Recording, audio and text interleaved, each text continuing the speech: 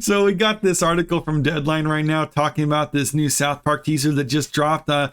Me personally, I find it funny, but I can see why it's rubbing some people the wrong way. This headline, South Park Joining the Panderverse gets Paramount Plus premiere date, watch teaser. I'm not going to show the teaser in this video, but I'll leave a link to it in the description of it. So Paramount Plus has announced new South Park special event that is headed to the streamer later this month. South Park Joining the Panderverse will debut Friday, October 27th in the US and Canada, and Saturday, October 28th in the UK and Australia. And it says that this kind of follows several other specials they've done in recent years. In South Park Joining the Panderverse, Cartman's deeply disturbing dreams portend the end of life he knows and loves. The adults in South Park are also wrestling with their own life decisions as the advent of AI is turning their world upside down. So yeah, the whole AI angle that they're playing here, I mean, it's a topical thing. I mean, they're always, at least South Park is always kind of like on topic. I mean, famously, they can make their shows in a week time frame, so they can always stay really current with the issues.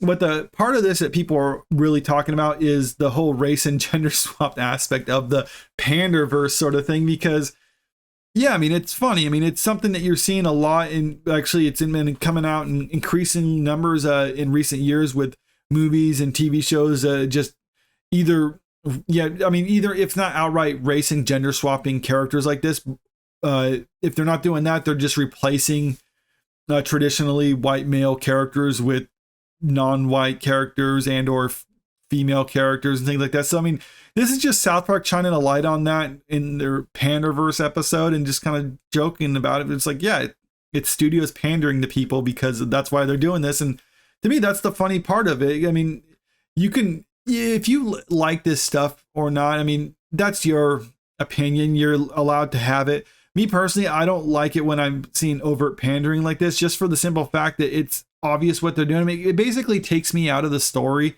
when I notice it. Like, that's kind of what it was. Clearly, like, this character was there, it was inserted and shoehorned in there just because they had an agenda that they wanted to push, or they're trying to pander to a group. I mean, I remember when Dunkirk came out, people were complaining that, like, oh, there's not enough white people in the cast of it. It's like, yeah, because it's about British soldiers in World War I. They didn't have white people, or they didn't have black people there. I mean, it was mostly white people there. I mean, were there some like non-white groups within the British Army at the time? Well, yeah, sure.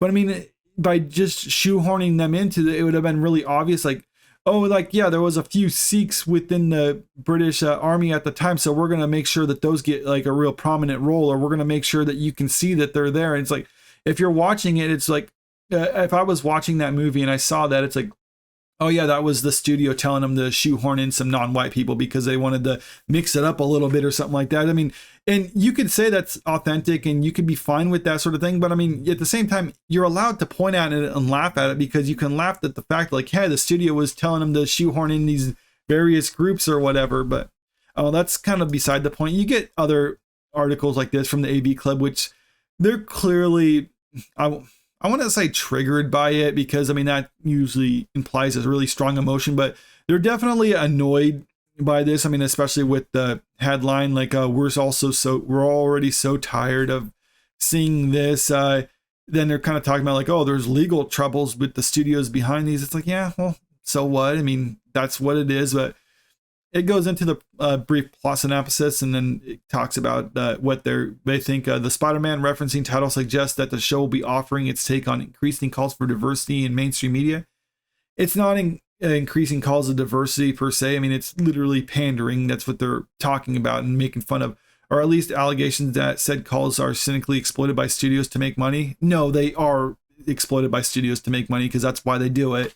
Of course, a lot of times they don't make money, but I mean, if it did, then they keep doubling and tripling down on it.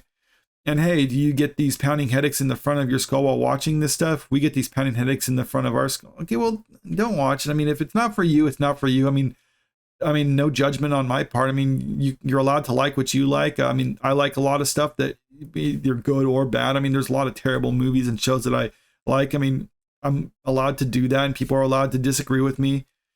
Can we finally add South Park to the list of overly long-running adult animated shows that need to die already? I just love the comment section on this article, because it is people who, The article itself, I mean, I'm not going to say it's necessarily as bad. Like I said, it's people who are kind of annoyed with South Park, who don't like the type of humor, who don't like satire or whatever. And it's like, okay, if that's the case, fine. But there's a lot of people who are in these comments that are really angry with South Park for doing this sort of thing. It's like, how dare you call us out, sort of thing, or how dare you laugh at us?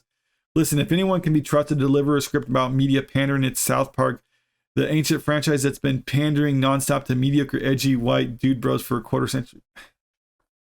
I know a lot of people who aren't edgy, white dude bros who like this show. And I mean, I'm not really sure what that means, sort of thing. But I mean, how are they pandering? I mean, are they really pandering? Because I mean, they basically just make fun of everyone, unless an edgy white dude bro is someone who likes to make fun of everything and doesn't have any beliefs of their own, sort of thing. Because I mean, even though the creators of South Park have their own personal views, I mean, they've actually overtly made fun of their own stuff in the past. And because like everything can be made fun of, you can laugh at anything. There's nothing wrong with that. In fact, it takes a strong person to be able to laugh at themselves. But apparently some people don't understand that. I've been expecting them to make a Bill Maher-esque heel turn someday. Maybe this is it. I'm not even sure what that means. Make a Bill Maher-esque heel turn. Do they mean go more right or left? Or I think they're saying Bill Maher's gone more right in recent years, so they're expecting them to do that. Oh yeah. Have you not watched any of the recent seasons? They become increasingly conservative despite not giving up that frat boy humor. Yeah, this is true. Literally nobody lives up to progressive idealism. And yeah, they're becoming increasingly conservative. I really don't think that I would call them conservative. I mean, in fact, they've actually said that they're libertarian and they'll make fun of everyone. Like, one thing I remember from South Park, if people remember the Imagination Land special that they did, when was it, like 15 years ago or something like that? Wow. I mean, it makes me feel old now to say that out loud. But anyway, when they made the Imagination Land, for people who haven't seen it, it's basically the boys go to a magical world where it's literally created through people's imagination. So like all the characters and everything in there is imaginary, where it's like you'll find a lot of characters and creatures from various realms of pop culture or whatever, because, you know, they're all works of fiction.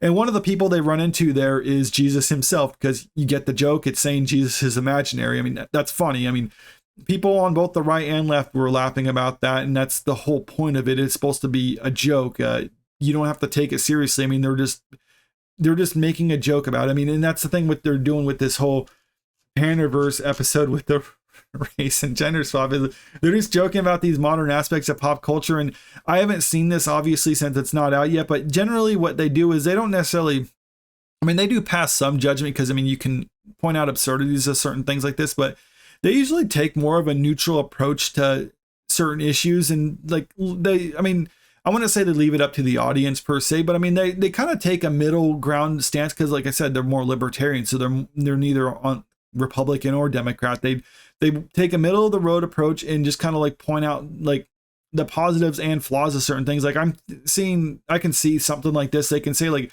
yeah, there's nothing wrong with having diverse characters, but I mean, you just don't need to do like such overt pandering in order to try to shoehorn them in, because it basically ruins the whole story. At least that's my personal opinion on it. Like I said, I haven't seen this, so I don't know, but I'm definitely going to check it out when it comes out, because I do like South Park. I've watched it basically since it came on the air even as a kid, and I've been watching it for years since then. And I mean, I don't plan on missing this one. Let me know what you think about this in the comment section below. Are you going to check out this special?